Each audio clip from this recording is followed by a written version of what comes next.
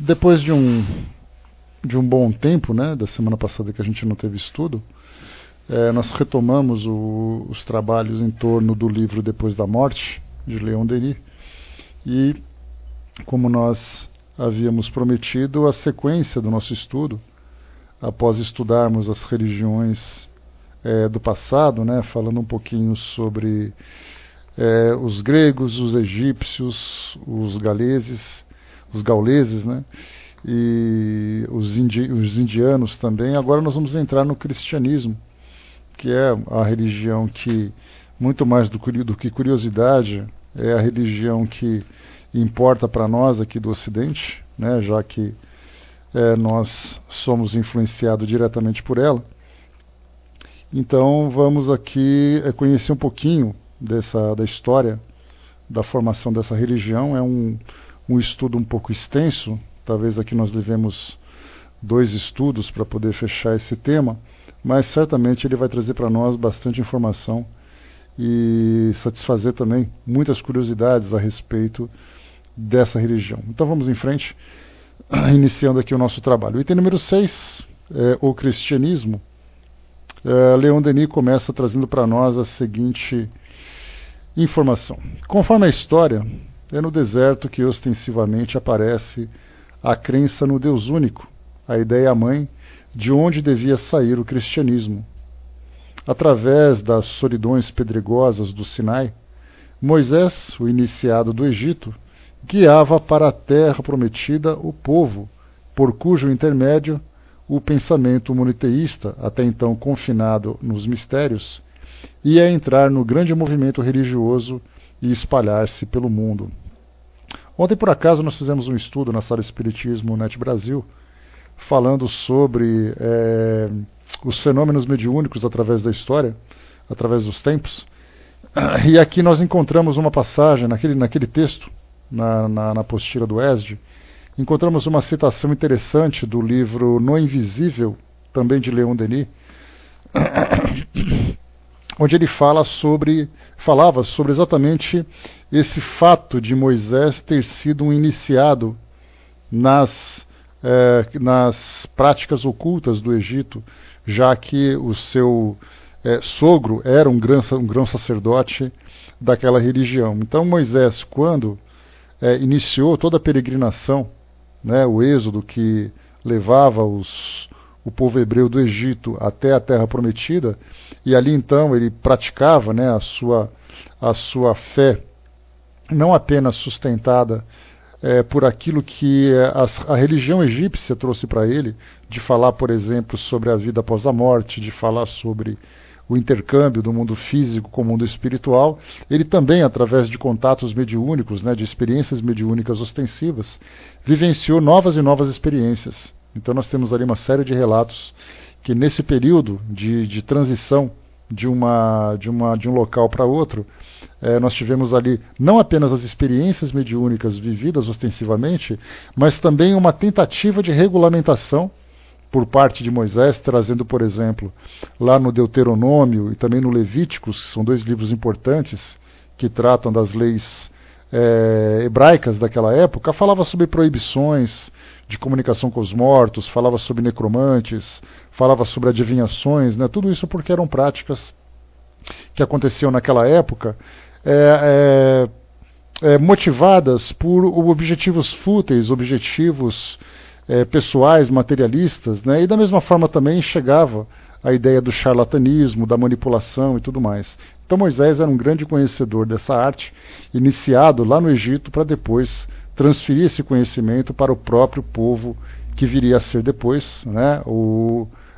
Aquele povo, entre aspas, eleito de Deus, segundo as tradições cristãs, ou as tradições judaicas. Ao povo de Israel coube um papel considerável. Sua história é como um traço de união que liga o Oriente ao Ocidente, a ciência secreta dos templos à religião vulgarizada. Apesar das suas desordens e das suas máculas, a despeito desse sombrio exclusivismo, que é uma das faces do seu caráter, ele tem o mérito de haver adotado, até enraizar-se em si, esse dogma da unidade de Deus, cujas consequências ultrapassaram as suas vistas, preparando a fusão dos povos em uma família universal, debaixo de um mesmo pai e de uma só lei. Aqui Leon Denis faz um comentário assim, interessante, falando sobre esse exclusivismo da história do povo judaico, do povo hebreu, com relação a Deus. Então a gente vê isso no Antigo Testamento, que o povo hebreu foi o povo escolhido, que é o povo eleito, que é aquele povo que vai acolher esses novos ensinamentos e as novas revelações trazidas por Deus e também por todos os emissários do mundo espiritual.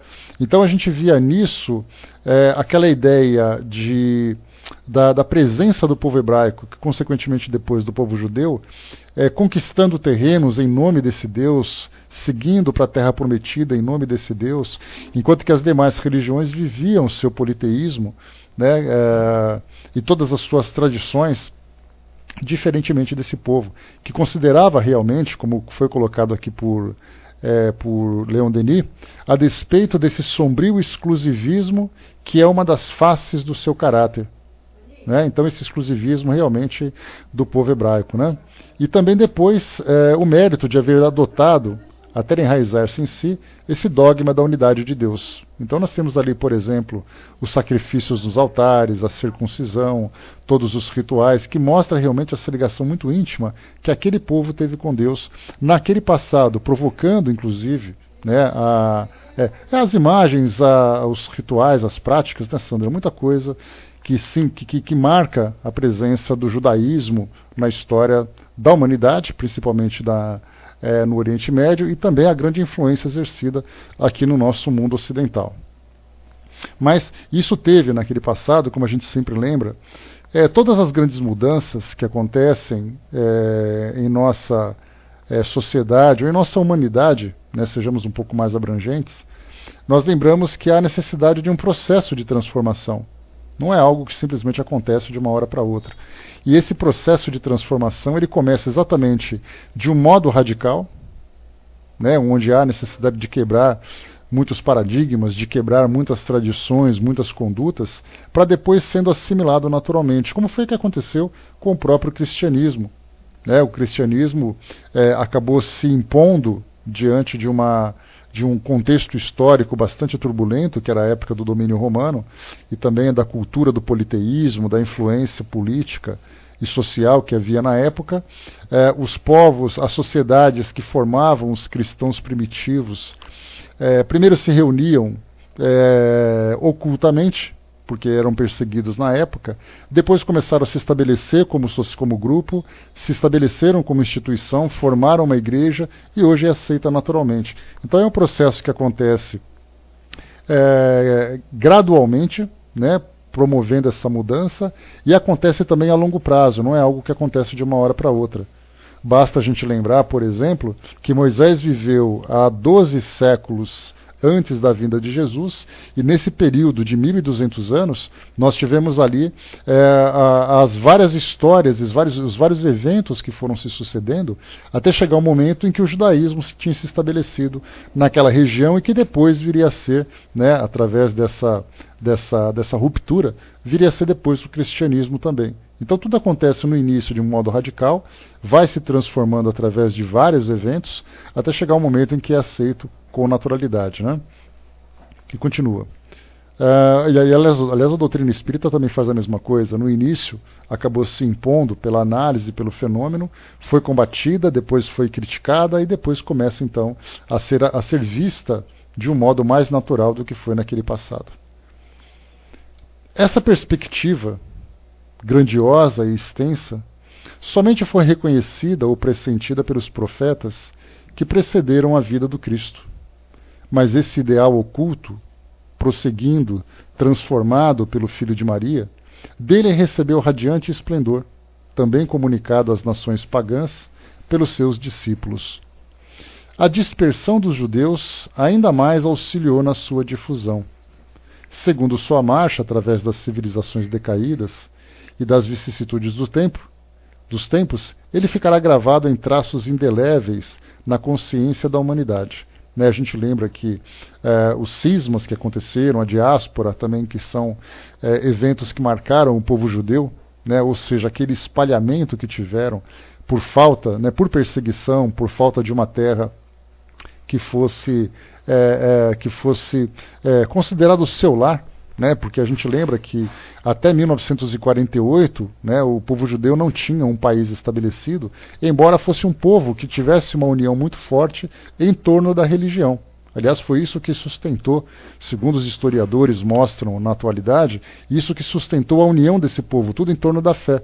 Então a gente lembra que falar de judeu nós falamos de religião. Hoje nós temos o Estado de Israel, em que nós dificilmente conseguimos separar os israelenses dos judeus. Embora em Israel nós tenhamos israelenses que sejam muçulmanos, israelenses que sejam cristãos, mas a maioria, né, acaba sendo da religião judaica. Então a gente vê que no decorrer da história, essa perseguição, as histórias, todas as fantasias que giram em torno, né, da evolução desse povo, como por exemplo, perseguições no passado, depois nós tivemos a Segunda Guerra Mundial, o extermínio de judeus também, a gente fica se perguntando o que exatamente levou a esses eventos no passado, através da lei de causa e efeito, através do processo de reencarnação.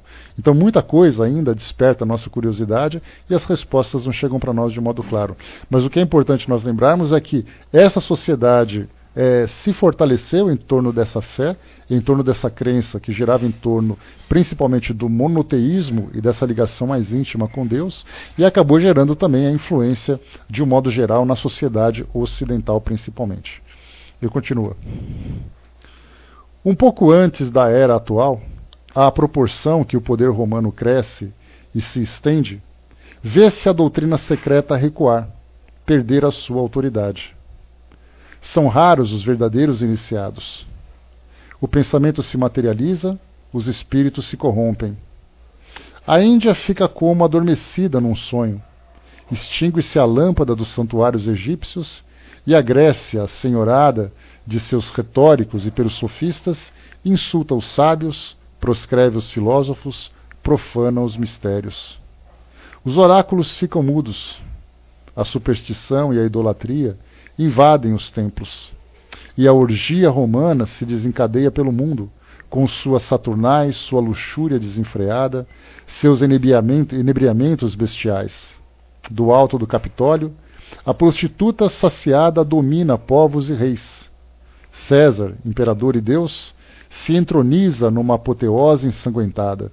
A gente vê aqui no discurso poético de Leon Denis falando sobre esse período sombrio da humanidade, em que as religiões ocultas do passado que traziam essas revelações do mundo espiritual acabavam se anulando, acabavam sendo obscurecidas por uma influência poderosa de um governo, né, uma influência política principalmente. E essa expressão que Leon Denis utiliza, do alto do Capitólio, a prostituta saciada domina os povos e reis. Isso falava exatamente daquele período de corrupção que Roma possuía, falando muito pouco da religião, que era baseado naquele panteão originado na Grécia, né, o panteão greco-romano, e a partir dali a influência política muito forte dos seus imperadores, dos seus exércitos, de suas conquistas, acabando anulando principalmente aquele entendimento que se tinha do mundo espiritual a partir daquelas religiões do passado. Então a gente teve ali aquele período bastante sombrio.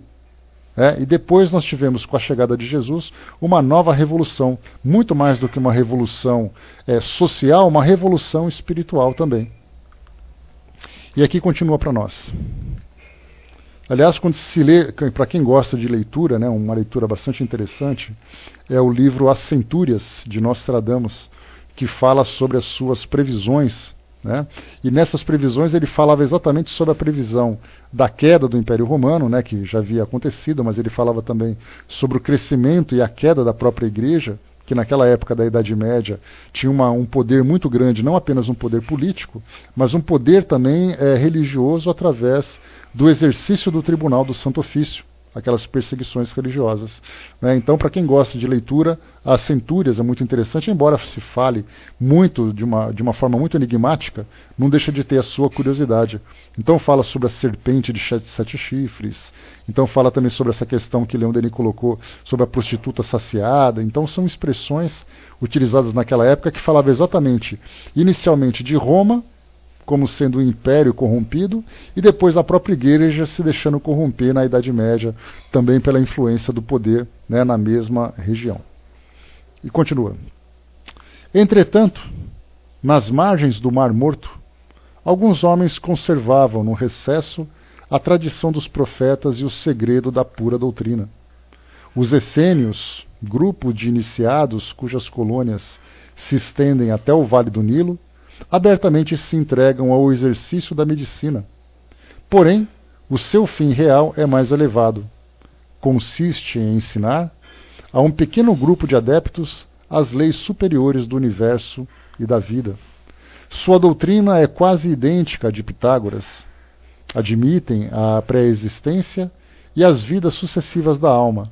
Prestam a Deus o culto do espírito. Nos essênios, como entre os sacerdotes de Mênfis, a iniciação é graduada e requer vários anos de preparo. Seus costumes são irrepreensíveis. Passam a vida no estudo e na contemplação, longe das agitações políticas, longe dos enredos do sacerdócio ávido e invejoso. Foi evidentemente entre eles que Jesus passou os anos que precederam o seu apostolado, anos sobre os quais os evangelhos guardam um silêncio absoluto. Tudo o indica.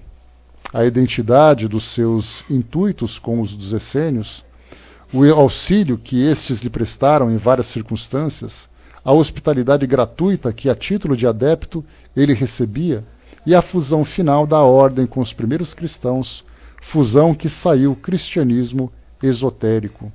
Aqui a gente faz um parêntese, só a título de curiosidade. Na revista Mundo Estranho, que traz assim sempre matérias muito interessantes, eles publicaram um artigo que falava exatamente dos essênios. Eu vou ler para vocês aqui, porque o que Leon Denis passa para nós são informações relativas ao início do século XX. E agora a gente precisa atualizar um pouco essas informações com as pesquisas que nós tivemos, né? Então, como foi colocado aqui por Leon Denis, os essênios se estendiam desde o Mar Morto até o Rio Nilo, né, ali no Egito, e aqui nós tivemos, na atualidade, umas descobertas interessantes, né, que vocês devem se lembrar das reportagens, dos documentários que passaram na televisão, falando sobre os manuscritos do Mar Morto, que traziam informações exatamente daquela sociedade, daquela cultura, né, daquela época em que Jesus atuava aqui no nosso mundo físico. Então essa parte aqui desse artigo, ele diz o seguinte para nós, é um artigo pequeno, é só a título de curiosidade mesmo. Quem eram os essênios? A gente lembra inicialmente que os essênios, segundo algumas pesquisas, mostram que Essen, que era um discípulo de Moisés, após a morte desse seu mentor, desse seu mestre, acabou fundando essa sociedade para dar continuidade a essas práticas desses mistérios ocultos. Então de Essen vieram os essênios e eles se restringiam em mosteiros, né, se restringiam em lugares secretos e sagrados para a prática religiosa que eles aprenderam através dessas experiências com Moisés.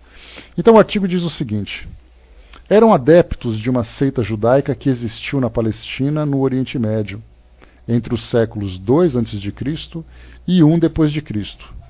Os essênios viviam afastados da sociedade no deserto, concentrados em estudar o Torá, escrituras sagradas para os judeus, e que formam os 5 primeiros livros do Antigo Testamento.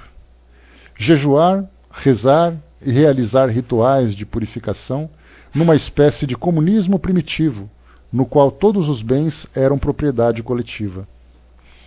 Em suas sociedades, que em geral excluíam mulheres, eles observavam rigorosamente os mandamentos de Moisés e obedeciam em uma estrita regra de disciplina, codificada em manuscritos, que regulava todos os detalhes da vida diária. O surgimento da seita ocorreu numa época em que a classe alta de Jerusalém, na Palestina, estava sob forte influência da cultura grega, racional e pagã. Uma das consequências da influência foi o afastamento entre o governo judeu local e alguns grupos religiosos que pregavam a defesa dos costumes mais tradicionais desse povo. Após 142 a.C., ou seja, um século e meio antes de Cristo, cresceu a tendência de separação entre os judeus. Os essênios, então, retiraram-se para o deserto ou áreas onde pudessem observar rigidamente os mandamentos de Moisés, diz o teólogo Rafael Rodrigues da Silva, da PUC de São Paulo. As semelhanças entre certos rituais dos essênios e rituais dos primeiros cristãos, como batismo e comunhão, há muito tempo geram um grande debate entre os historiadores. Alguns acreditam que João Batista foi um essênio, e há quem suponha que Jesus Cristo teve contato com o grupo. Quem defende essas teorias lembra que as palavras essenoi, em grego, e essene, em latim, são traduzidas como aqueles que curam, o que seria uma referência a atividades parecidas aos milagres atribuídos ao Jesus. No final da década de 1940, a descoberta de centenas de manuscritos atribuídos aos essênios em cavernas na região do Mar Morto despertou a esperança de que o material pudesse confirmar finalmente a ligação entre a seita e os primeiros cristãos. Após décadas de trabalho e controvérsias, a tradução integral dos manuscritos do Mar Morto foi completada em 2002, mas não havia nenhuma referência direta a Jesus, João Batista ou aos primeiros cristãos. Os essênios provavelmente foram exterminados pelos romanos ou obrigados a deixar suas comunidades e fugir para salvar suas vidas por volta do ano de 68 depois de Cristo. Então essa aqui é uma referência aos essênios, para a gente poder ilustrar um pouquinho mais essa informação. E um outro detalhe interessante, para quem gosta também de leitura, vai aqui uma outra recomendação, um livro chamado Harpas Eternas. É uma coleção com 4 volumes, e esse livro foi escrito, foi elaborado através de pesquisas por uma escritora argentina chamada Josefa Rosária Luque Alvares. E eu me recordo que na época que eu tive a oportunidade de ler esses 4 volumes, falava-se muito sobre a vida de Jesus antes da aparição nos evangelhos. Então, para quem gosta desses elementos históricos da vida de Jesus, falando sobre o seu nascimento, falando sobre a sua infância, sobre a sua adolescência, sobre a sua juventude, falava de uma ligação muito estreita com os essênios, as viagens que Jesus fazia durante aquele período, que, como Leon Denis lembrou aqui, os evangelhos tratam de uma forma muito enigmática esse período da vida de Jesus, guardando um absoluto silêncio, como ele coloca aqui no texto. E aí então todo mundo fica se perguntando, mas Jesus se formou nesse campo espiritual, embora ele traga a sua própria bagagem, como espírito daquele quilate, daquela envergadura que era, houve a necessidade de se desenvolver, de absorver conhecimento, respeitando a própria lei natural aqui do nosso mundo, que aguarda, por exemplo, o desenvolvimento biológico, psicológico, intelectual de todos. Então, nesse livro Harpas Eternas, fala sobre a presença de Jesus em vários mosteiros, em vários monastérios, tanto na região do Oriente Médio, na região do Egito, naquela região da Europa, oriental. Então, para quem gosta e quer conhecer um pouquinho mais, esses temas foram abordados nesse campo. Falava, inclusive, nessas pesquisas dessa escritora, o desenvolvimento mediúnico a que Jesus se submeteu aprendendo essa parte da mediunidade, o entendimento do que viria a ser mediunidade, o contato com o mundo espiritual, os fenômenos a que ele se depararia no decorrer da sua vida. E o Evangelho trouxe para nós, além do seu nascimento, uma breve citação, trouxe depois aqueles 3 anos de peregrinação em que Jesus fez ali todo aquele trabalho. Mas até os seus 30 anos de idade, a sua vida era praticamente desconhecida. E nesse trabalho de pesquisa, nesse livro Harpas Eternas, então traz mais informação a esse respeito. O Armando deixou uma recomendação para quem gosta de pesquisar sobre o essênio, chamado Hilário de Monte Mor. Dizem que ele viveu e ensinou muito a Jesus. Então tem mais uma recomendação para quem gosta. Eu acho que é sempre válido nós nos aprofundarmos nesse campo. E o detalhe também que chama atenção, tanto na citação de Leon Denis, como nesse artigo, então nós vemos ali uma relação entre 3 fontes diferentes. O Harpas Eternas, livro escrito na década de 40, se eu não me engano, desse nosso século passado. Nós tivemos também Leon Denis no começo do século XX, final do século XIX, e esse artigo que hoje traz informações dos pesquisadores da atualidade, os pesquisadores contemporâneos. E os 3 trazem um ponto comum, falando que os essênios lidavam com curas, lidavam com estudos dessa parte da ciência da saúde. Então muitos essênios poderiam se relacionar tanto com a medicina da época, como também com as próprias curas chamadas miraculosas, ou com os tratamentos espirituais que Jesus mesmo demonstrou. né? Então, temos ali informações interessantes sobre esse grupo, para quem gosta de pesquisar, para quem gosta de se aprofundar. E continuando. Mas na falta de iniciação superior, o Cristo possuía uma alma bastante vasta, bem superabundante de luz e de amor, para nela sorver os elementos de sua missão. Jamais a terra viu passar espírito maior. Uma serenidade celeste envolvia-lhe a fronte. Nele se reuniam todas as perfeições para formarem um tipo de beleza ideal, de inefável bondade. Há em seu coração imensa piedade pelos humildes, pelos deserdados. Todas as dores humanas, todos os gemidos, todas as misérias encontram nele um eco. Para acalmar esses males, para secar essas lágrimas, para consolar, para curar, para salvar, ele irá ao sacrifício de a própria vida, oferecer em holocausto, a fim de reerguer a humanidade. Quando pálido se dirige para o Calvário e é pregado no madeiro infamante, encontra ainda em sua agonia a força de orar pelos seus carrascos e de pronunciar essas palavras que nenhum impulso de ternura ultrapassará jamais. Pai, perdoai-lhes porque não sabem o que fazem. Entre os grandes missionários, o Cristo, o primeiro de todos, comunicou às multidões as verdades que até então tinham sido privilégio de um pequeno grupo. Para ele, o ensino oculto tornava-se acessível aos mais humildes, se não pela inteligência, ao menos pelo coração. E lhes oferecia esse ensino sobre formas que o mundo não tinha conhecido, como uma potência de amor, uma doçura penetrante, uma fé comunicativa que faziam fundir os gelos do ceticismo, eletrizar os ouvintes e arrastá-los após si. Aqui o que Leon Denis passa para nós é exatamente as origens, uma descrição, como eu falei para vocês, mais uma vez, uma descrição poética do que viria a ser Jesus, o líder dessa nova crença, o líder dessa nova fé. Então ele não fala, Leon Denis, não fala como cristão que era, mas ele fala sobre aquele que foi o fundador dessa nova doutrina, dessa nova escola. E continua. O que ele chamava pregar o Evangelho no reino dos céus aos simples era pôr ao alcance de todos o conhecimento da imortalidade e o do Pai comum. Os tesouros intelectuais, que os adeptos avaros só distribuíam com prudência, o Cristo os espalhava pela grande família humana, por esses milhões de seres curvados sobre a terra, que nada sabiam do destino e o que esperavam, na incerteza e no sofrimento, a palavra nova que os devia consolar e reanimar.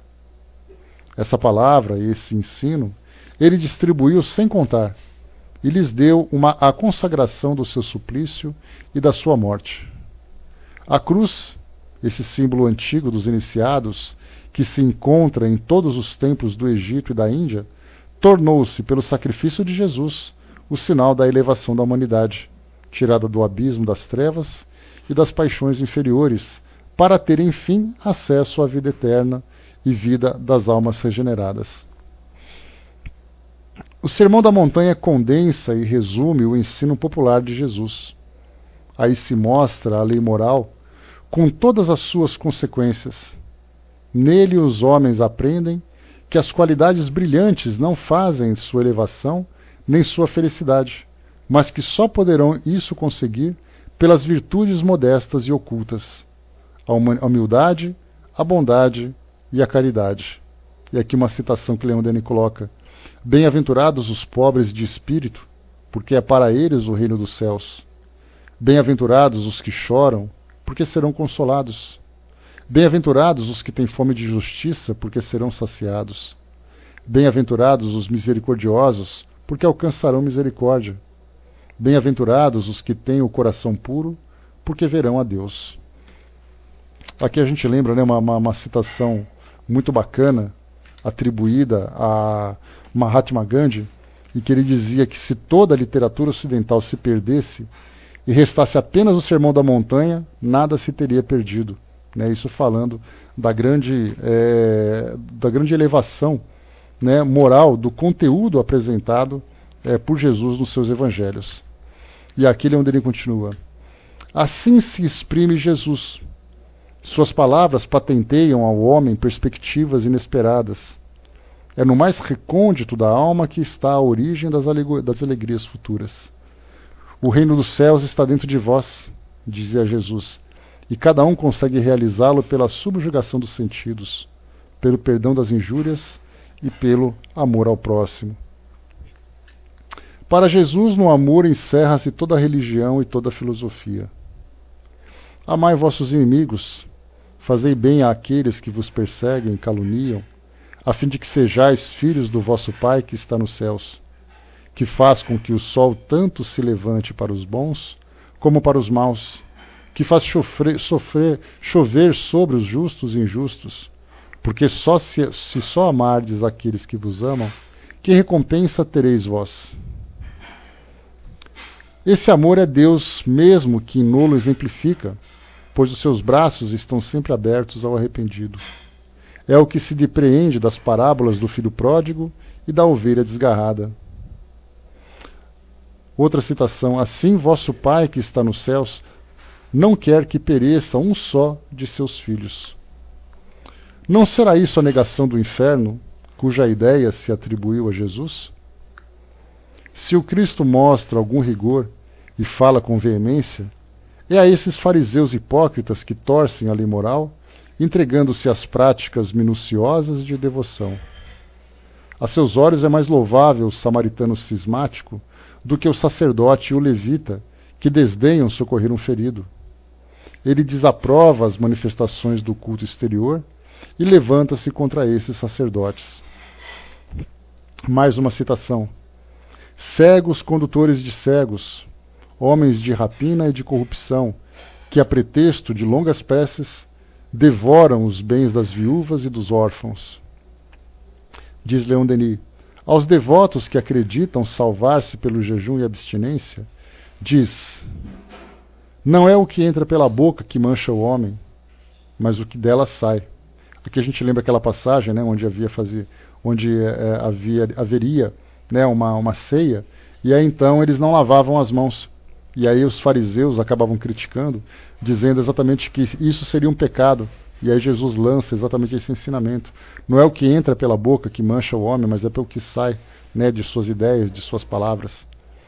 Aos partidários de longas orações, responde Jesus: vosso Pai sabe aquilo de que tendes necessidade antes que lhe peçais. Jesus condenava o sacerdócio, recomendando aos seus discípulos não escolherem nenhum chefe, nenhum mestre. Seu culto era íntimo, o único digno de espíritos elevados e a respeito do qual assim se exprime. Vai chegar o tempo em que os verdadeiros crentes adorarão ao Pai, em espírito e em verdade, porque são esses os adoradores que o Pai procura. Deus é espírito, e cumpre que seus filhos o adorem em espírito e em verdade. O Cristo só impõe a prática do bem e da fraternidade. Citação: amai vosso próximo como a vós mesmos, e sede perfeitos assim como vosso Pai Celeste é perfeito. Eis toda a lei e os profetas. Em sua simplicidade eloquente, este preceito revela o flui mais elevado da iniciação, a pesquisa da perfeição, que é, ao mesmo tempo, a da iniciação. A pesquisa da perfeição, que é, ao mesmo tempo, a do conhecimento e da felicidade. Ao lado desses ensinos que se dirigem aos simples, Jesus também deixou outros, onde a doutrina oculta dos espíritos é reproduzida em traças de luz. Nem todos podiam subir a tais alturas, e eis porque os tradutores e intérpretes do Evangelho alteraram, através dos séculos, a sua forma e corromperam-lhe o sentido. Apesar das alterações, é fácil reconstituir esse ensino a quem se liberta da superstição da letra, para ver as coisas pela razão e pelo espírito. É principalmente no Evangelho de João que encontraremos feição ainda mais acentuada. Diz Jesus: há diversas moradas na casa de meu Pai. Vou preparar o vosso lugar, e depois que eu for e tudo houver arranjado, voltarei e vos chamarei a mim, para que onde eu estiver, também vós encontreis. A casa do Pai é o céu infinito, com os mundos que o povoam e a vida imensa prodigiosa, que se espalha na sua superfície. São as inumeráveis estações da nossa jornada, a que somos chamados a conhecer se seguirmos os preceitos de Jesus. Ele descerá até nós para induzir-nos, por exemplo, à conquista dos mundos superiores. No Evangelho também se nos depara a afirmação das vidas sucessivas da alma. Diz Jesus: em verdade, se o homem não renascer de novo, não poderá entrar no reino de Deus. O que nasce da carne é carne, o que nasce do Espírito é Espírito. Não vos admireis dos que vos digo, pois é necessário nascerdes de novo. O Espírito sopra onde quer, e entendeis a sua voz, mas não sabeis de onde ela vem, nem para onde vai. Também sucede o mesmo com todo homem que nasce do Espírito. Quando seus discípulos lhe interrogam: por que dizem os escribas que é preciso primeiro que Elias volte? Ele responde: Elias já voltou, porém não o reconheceram. E os discípulos compreendem então que Jesus se referia a João Batista. Ainda em outra ocasião, diz o seguinte: em verdade, entre todos os filhos de mulher, nenhum há maior que João Batista. E se quiserdes entender, é ele mesmo Elias que deve vir. Que ouça aquele que tem ouvidos para ouvir. O alvo a que tende cada um de nós e a sociedade inteira está claramente indicado. É o reinado do Filho do Homem, do Cristo social, ou, em outros termos, o reinado da verdade, da justiça e do amor. As vistas de Jesus dirigem-se para o futuro, para esses tempos que nos são anunciados. Uma citação: enviar-vos-ei o Consolador. Tinha ainda muitas coisas a vos dizer, porém ainda não poderíeis compreendê-las. Quando vier esse Espírito de verdade, ele vô-la ensinará e restabelecerá tudo no seu verdadeiro sentido. Aqui a gente já, inevitavelmente, já entra nos ensinamentos que a doutrina espírita nos proporciona, que, na verdade, nós já a entendemos como esse Consolador prometido. Porque Jesus dizia lá no livro de João, lá no Evangelho de João, que ele enviaria esse Consolador. Mas que naquele momento muitas coisas poderiam ser ditas, mas a gente não poderia compreender. Mas que no futuramente esse Consolador viria, esse Espírito de verdade viria, que nós chamamos de Espírito Verdade, que vai restabelecer tudo no seu verdadeiro sentido. Então essa é uma das afirmativas que nós temos, dentro da nossa interpretação naturalmente, de que a doutrina espírita veio abrir as portas do mundo espiritual, trazendo essa realidade que se manteve oculta durante tanto tempo. Obviamente que essa citação ela é ponto de controvérsia, quando você fala, por exemplo, para outros grupos religiosos, que a doutrina espírita é o Consolador prometido, outras religiões vão dizer, mas nós estamos aguardando esse Consolador, que será exatamente a vinda do próprio Cristo. Então nós temos ali várias interpretações que geram essas controvérsias. Então, para nós ficarmos levantando essa bandeira, se o Espiritismo é o Consolador prometido ou não, se Jesus já falava sobre isso ou não, isso acaba sendo irrelevante. Basta apenas a gente entender, que a gente entenda que, através da doutrina espírita, nós entendemos o mundo espiritual e, principalmente, a relação que nós podemos estabelecer com esse mundo espiritual através da mediunidade. O conteúdo que virá através da mediunidade vai depender da capacidade de cada grupo de compreender. Porque quando nós falamos sobre mediunidade, ela está presente em todas as religiões, embora com nomes diferentes, com definições diferentes. Alguns falam sobre dons divinos, outros falam sobre voz do Espírito Santo, outros falam sobre eventos miraculosos e outros falam simplesmente como fenômeno mediúnico. Então, independente dessa definição, o contato com o mundo espiritual se estabeleceu. A partir dali, começamos então a receber informações vindas desse mundo desconhecido até então, trazendo para nós sobre a origem, sobre o destino, sobre as leis que regem a nossa existência, esse processo evolutivo a que todos somos submetidos, independente da nossa interpretação ou dessa ideia de fazermos a doutrina espírita ser aquela exclusivista né, ser aquela escolhida para trazer essas revelações. Como a gente já estudou e tem estudado nesse mesmo livro Depois da Morte, a gente fala sobre a verdade que vem sendo disseminada durante muito tempo através das mais diversas religiões, através dos mais diversos missionários.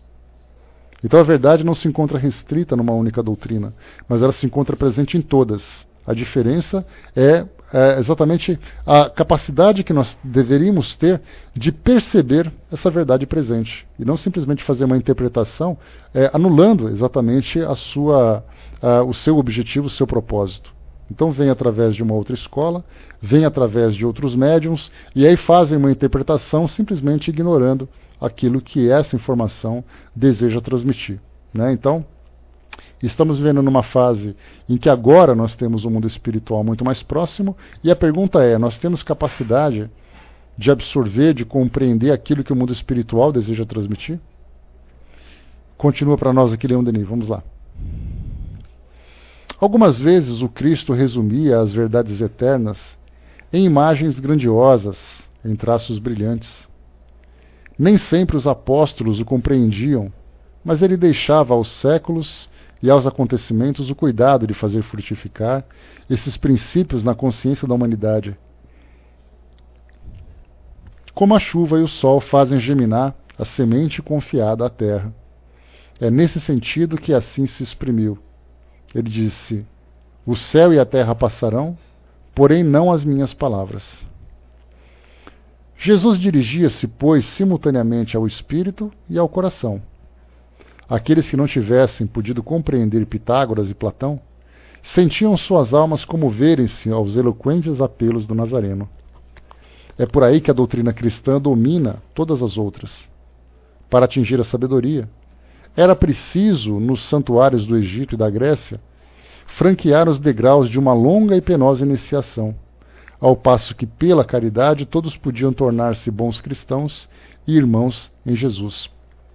Aqui Leon Denis faz uma referência sobre o processo de formação que aqueles seguidores das diversas religiões deveriam se submeter. Eram processos longos, uma vida inteira praticamente. Nós estudamos sobre a Gália, falando sobre os druidas no nosso estudo anterior, e nós lembramos que os druidas levavam 30 anos para poder adquirir o conhecimento dos mistérios daquela religião, do druidismo, né? Então, outras religiões a mesma coisa. No Egito, havia necessidade de um indivíduo abrir mão da sua vida pessoal e se entregar, né, nos templos onde ele seguia suas crenças. Na Grécia, a mesma coisa. Estudando um pouco sobre os sacerdotes, sobre as pitonisas, abriam mão simplesmente de suas vidas pessoais para poder se dedicar a essas religiões. Na Índia é a mesma coisa, né? Nos templos budistas, nós vemos isso na atualidade, pessoas que abrem mão de suas vidas, vão a esses centros e se dedicam a uma vida contemplativa, a uma vida de estudos, né, dedicando ali décadas e décadas de sua existência. E aqui o que Leon Denis traz para nós é exatamente que Jesus trazia esse conhecimento de um modo muito mais prático. Em vez de falar sobre os mistérios do mundo espiritual, ele falava sobre condutas morais que os seguidores, os adeptos dessa nova escola deveriam seguir. Então ele falava que através dessa caridade, todos podiam tornar-se bons cristãos e irmãos em Jesus. Então, embora não tivéssemos conhecimento sobre o mundo espiritual, estávamos preparando o caminho para alcançar esse mundo através das ações nobres do Espírito. E continua. Mas com o tempo, as verdades transcendentais se velaram. Aqueles que as possuíam foram suplantados pelos que acreditavam saber, e o dogma material substituiu a pura doutrina. Dilatando-se, o cristianismo perdeu em valor o que ganhava em extensão. E aqui a gente inevitavelmente entra na nossa atualidade, lembrando que quando nós falamos de uma religião, de uma filosofia, nós falamos sobre ensinamentos que fazem com que os indivíduos se elevem espiritualmente. Mas quando nós olhamos hoje as diversas opções que nós temos de religiões, e nós nos perguntamos qual é exatamente a verdadeira essência de cada religião, o que elas exatamente desejam propor para que o indivíduo se eleve, nós vemos que a sua filosofia, a sua doutrina, está muito mais voltada para a difusão de uma felicidade material do que uma felicidade espiritual. Nós vemos assim que se você se dedicar àquela crença, você vai ter uma vida material estável, porque Deus vai te proporcionar essa felicidade. E nós vemos isso pelo mundo todo, aqui no Brasil, na Europa, na Ásia, na África. Todas as pessoas hoje, em virtude de viverem no mundo de provas e expiações, que não é uma exclusividade, não são os espíritas que vivem no mundo de provas e expiações, mas são a humanidade toda. É a humanidade toda que vive no mundo de provas e expiações. Isso significa um mundo de lutas, um mundo de desafios, um mundo de dificuldades, e, inevitavelmente, nós vemos que as pessoas buscam essa consolação através de sua fé. Então, em vez de pensar assim, obrigado, meu Deus, por viver uma experiência difícil, uma experiência desafiadora, porque isso vai me elevar espiritualmente, eu vou conseguir conquistar a felicidade futura, o pedido é exatamente o contrário. Pelo amor de Deus, me ajuda a acabar com esse sofrimento.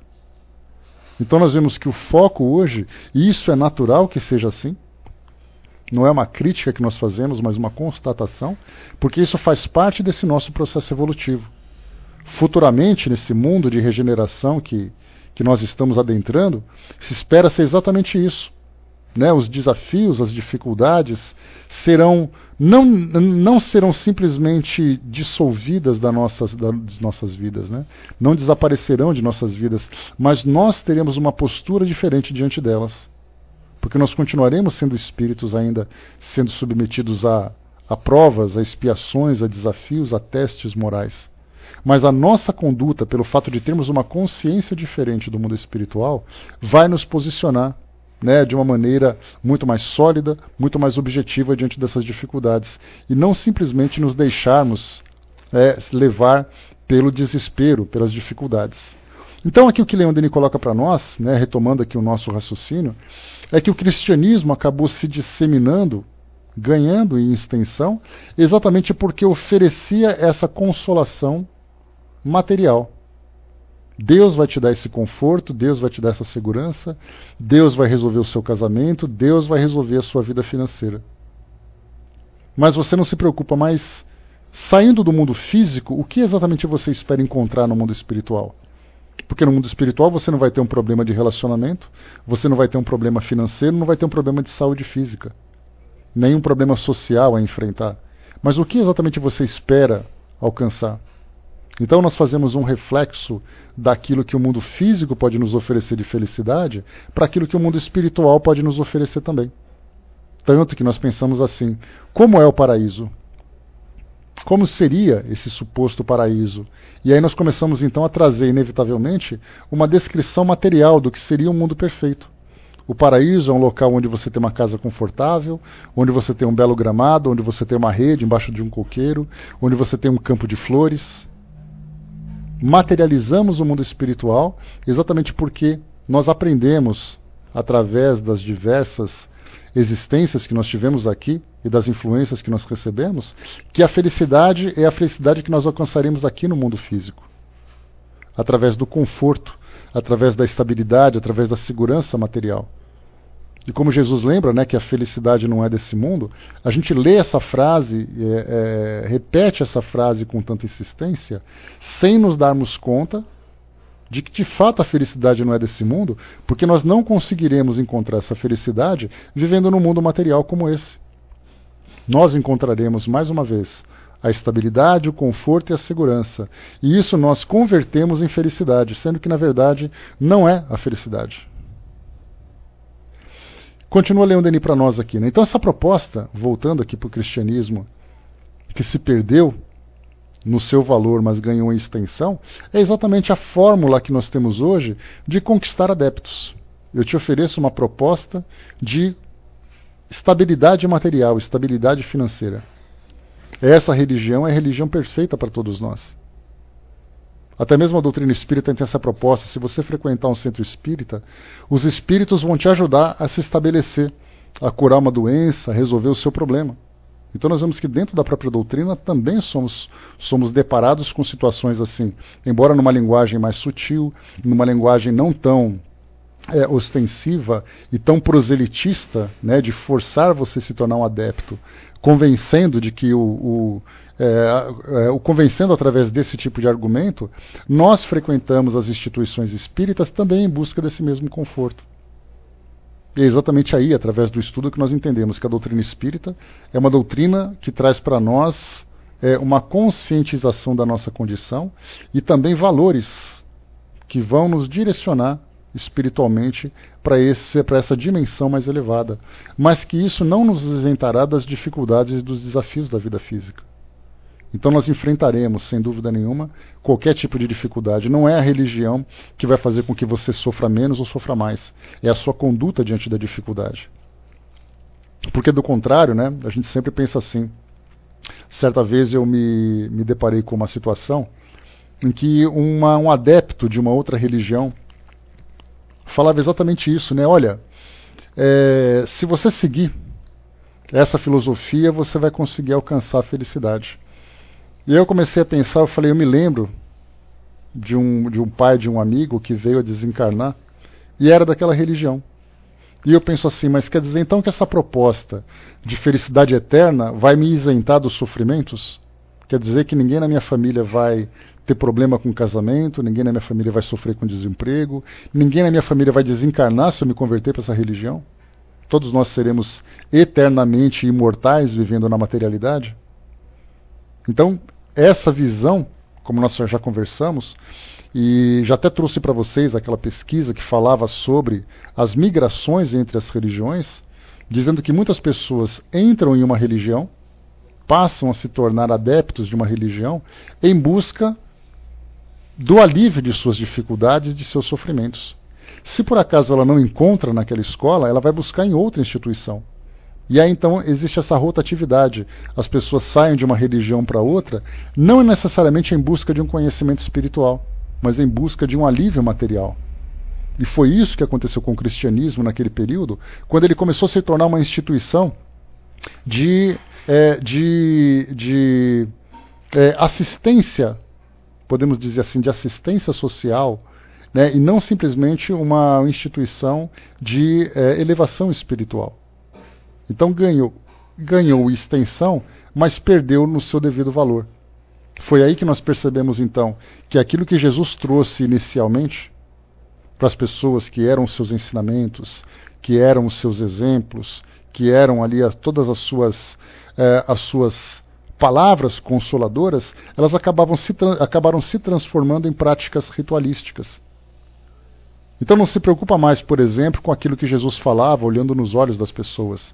Mas o que importa é o ritual que você pratica, tentando estabelecer uma relação com Deus. Então, infelizmente, isso afetou o cristianismo, como afetou a todas as demais religiões. Exatamente porque essa é uma necessidade, é uma carência do mundo físico. E sendo uma carência do mundo físico, todos nós buscamos a mesma coisa, embora em caminhos diferentes. Então, quando nós temos na doutrina espírita, fala assim que, como diz Emmanuel para nós, né, ele diz que o espiritismo veio resgatar o verdadeiro cristianismo. Veio falar exatamente sobre essa questão dos valores e do entendimento da nossa realidade espiritual. Não veio trazer para nós nenhum tipo de proposta de transformação da nossa realidade material. Porque a realidade material que nós vivemos é consequência das nossas próprias escolhas. Naturalmente, escolhas que vieram do passado, das provas do passado, e outras escolhas que são do presente. Então eu escolho qual vai ser o meu trabalho, eu escolho qual vai ser a dedicação e a intensidade, né, com que eu vou trabalhar, eu escolho com quem eu vou me casar. Porque muita gente acha que é uma pré-determinação. Isso acontecia lá com João Calvino, no calvinismo, na época da reforma religiosa. Então a sua vida, segundo essa visão, que aliás conquistou muitos adeptos, né, naquela época, quando Martinho Lutero trouxe aquela proposta de ruptura com a Igreja Católica, trazendo aquele grupo de protestantes, que eram aqueles que protestavam contra a conduta da Igreja naquele período, acabaram formando então essas novas religiões, que hoje nós conhecemos como os evangélicos, né? Então, esses protestantes na época, eles se dividiam em alguns segmentos. desde os luteranos, de Martinho Lutero, aqueles que eram os calvinistas, que hoje nós entendemos como presbiterianos. Tivemos também os anglicanos na Inglaterra, e a partir dali todas as outras subdivisões. Mas a ideia interessante dessa parte do calvinismo, que João Calvino propunha naquela região da Suíça, naquela região da Bélgica, um pouco da França também, naquele passado, era exatamente falar da predestinação. Essa predestinação significa que você nasce predestinado a ser feliz ou infeliz.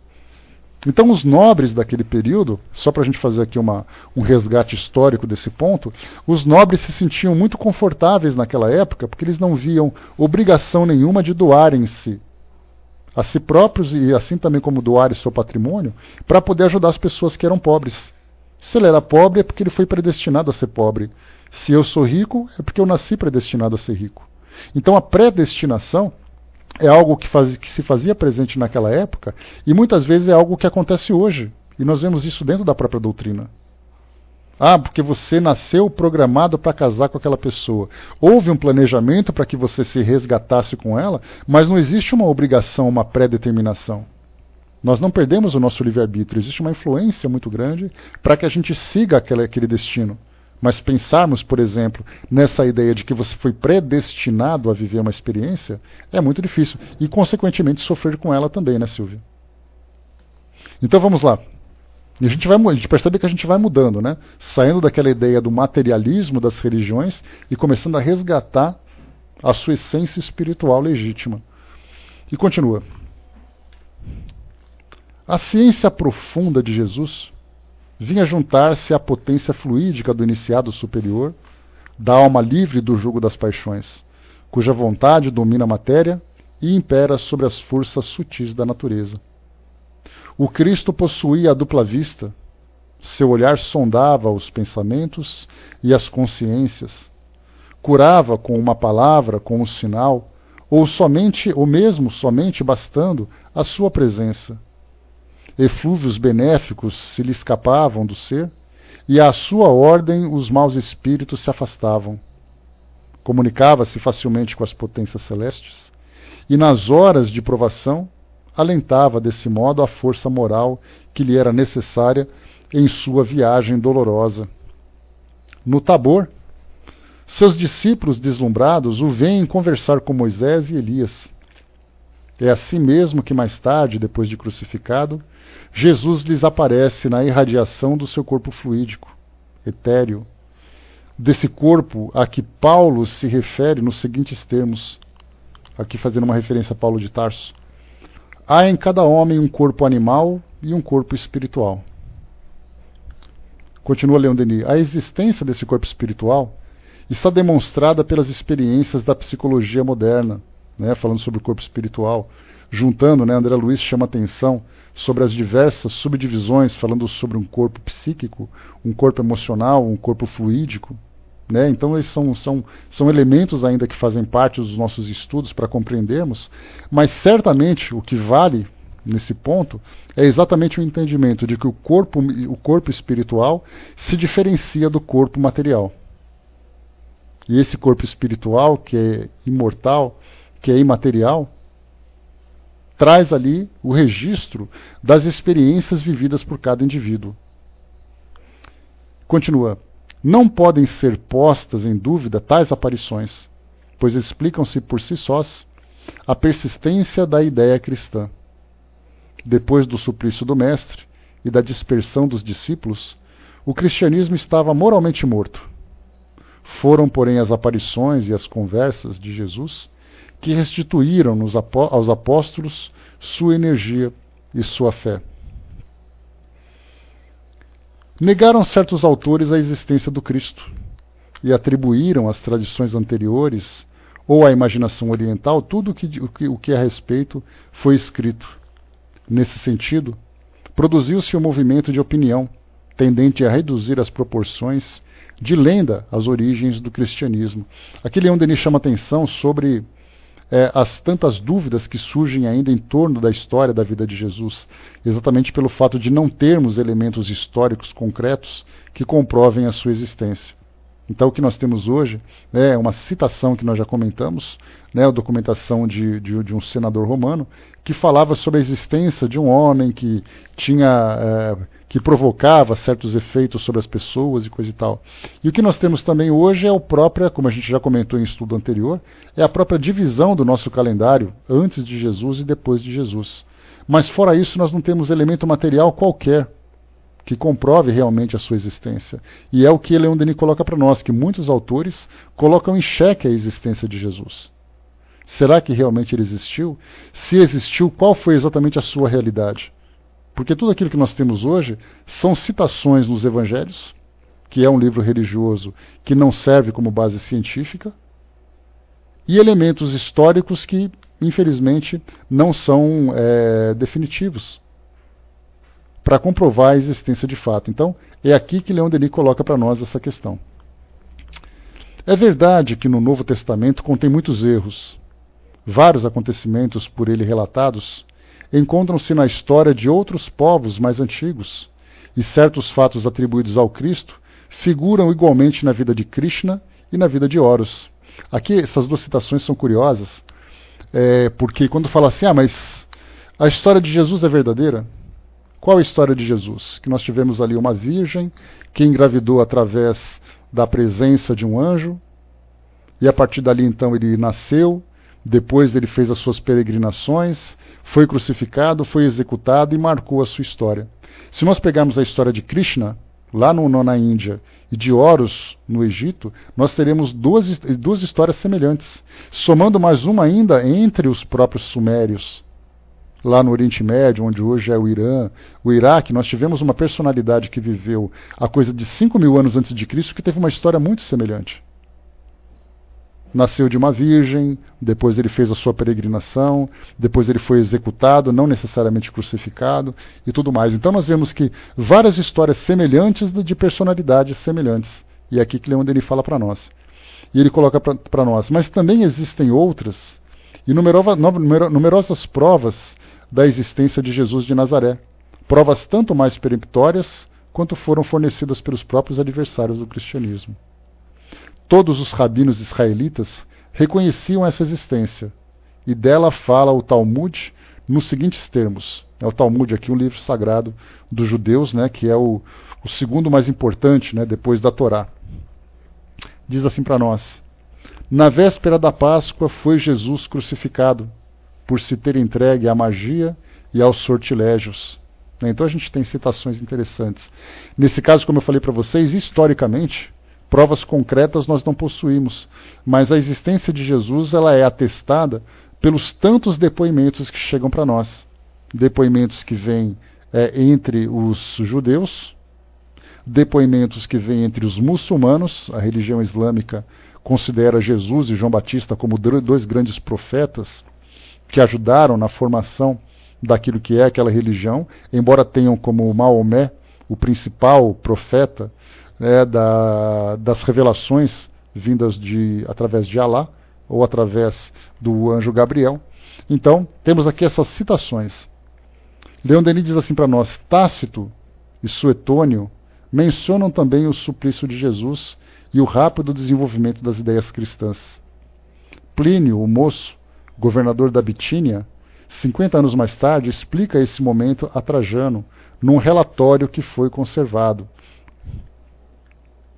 Como admitir o Trocim que a crença em um mito houvesse bastado para inspirar os primeiros cristãos tanto entusiasmo, coragem e firmeza em face da morte? Que lhes tivesse dado os meios de derribarem o paganismo, de se apossarem do Império Romano e de século em século invadirem todas as nações civilizadas? Não é sobre uma ficção que se funda solidamente uma religião que dura 20 séculos e revoluciona metade do mundo. E se nos remontarmos da grandeza e dos efeitos à força das causas que os produziam, pode-se com certeza dizer que há sempre uma personalidade eminente na origem de uma grande ideia. Então aqui o que Leon Denis traz para nós, embora nós não possamos comprovar a origem, nós temos as consequências como sendo ali o grande trunfo do cristianismo. de mostrar, por exemplo, desde a mobilização dos primeiros grupos cristãos, a fundação das primeiras religiões, as próprias guerras que surgiram a partir do século VIII, do século IX, do século X, quando nós tivemos as primeiras cruzadas entre os cristãos e os muçulmanos. Então, toda essa ideia disseminada pelo mundo ocidental e pelo planeta de um modo geral. Então, a pergunta que Leon Denis faz é: que tipo de ilusão teria tamanha força para alcançar essa extensão e essa profundidade se ela não tivesse uma base sólida, verdadeira, embora não tivesse comprovada? Então, por isso, nós começamos então a ter essa nova compreensão, esses fatos que são importantes, que marcam a origem do cristianismo.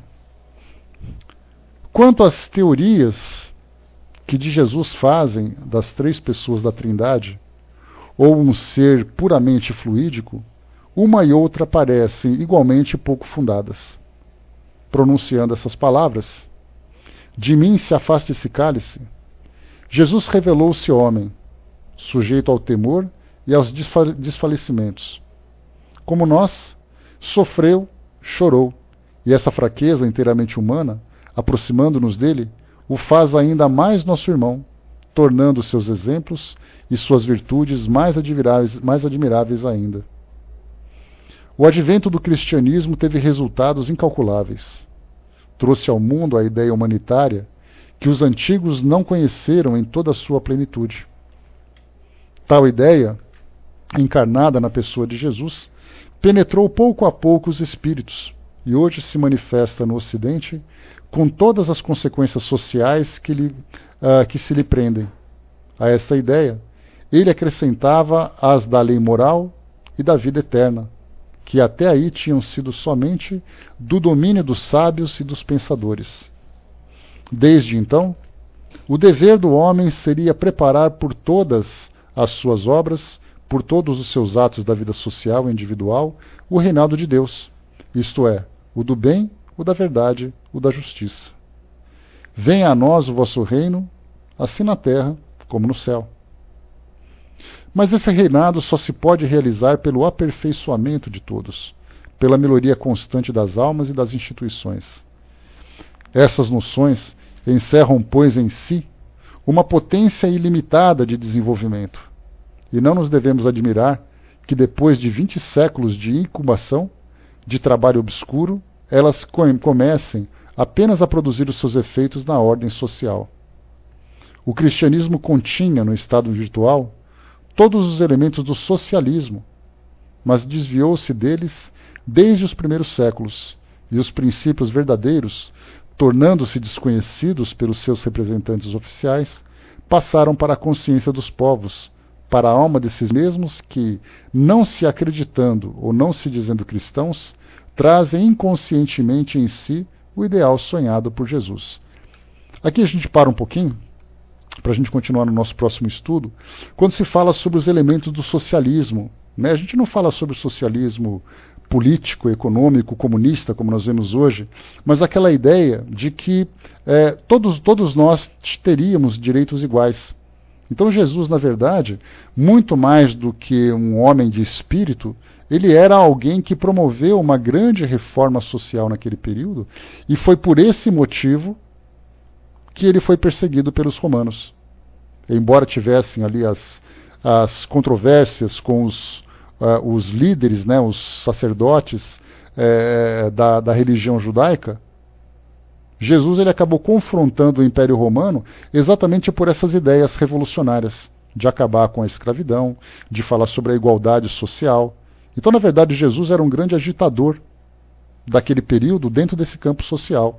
Ele era, como nós poderíamos pensar hoje, aquele grande líder sindicalista, né, que agitava a população para lutar pelos seus direitos, para lutar pela igualdade, pela sua própria liberdade, os princípios que nós estudamos.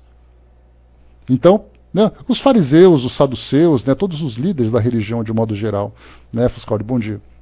Então, quando confrontava esse grupo, falando sobre a aproximação dos homens diretamente com Deus, sem a necessidade de se submeter a esses sacerdotes, a esses templos.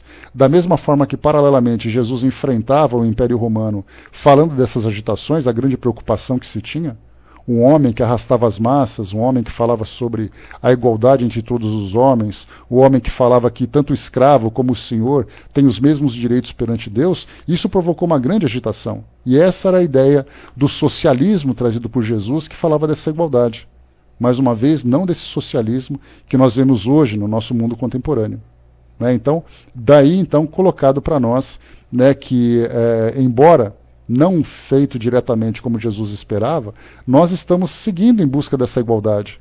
E demorou muito tempo, porque hoje nós buscamos ainda a igualdade, né, e a liberdade de todas as pessoas. Era o princípio, né, de todos aqueles começos, né, de todo aquele começo, de todo aquele início. Então a gente para por aqui, pessoal, aqui na página... Deixa eu ver aqui que nós paramos, na página 41, aqui no parágrafo que trata... sobre essa parte do socialismo, e a gente volta a tratar desse assunto na próxima quarta-feira, né, quando a gente vai continuar a estudar o nosso livro Obras Póstumas. Lembrando que amanhã, né, na terça-feira, a gente vai estudar, dar continuidade ao estudo do nosso livro Obras Póstumas, não, Depois da Morte. Né? Obras Póstumas vai ser amanhã, né, que é a obra de Kardec, obra com textos de Kardec, que falam, e nós estamos falando sobre a elaboração das instituições que favoreciam a propagação do espiritismo naquela época, fazendo uma comparação com o que nós vemos hoje das federativas, da federação, dos conselhos internacionais, dos centros espíritas propriamente ditos. Então a gente sai um pouquinho dessa parte histórica, entra aqui nessa parte mais jurídica, administrativa, né, das instituições da atualidade, comparado com aquilo que Kardec trouxe para nós. Bom, eu vou passar para a nossa amiga Mazé, que vai fazer então o encerramento, e depois a gente volta, né, para dar os recadinhos para vocês. Pode subir, Mazé?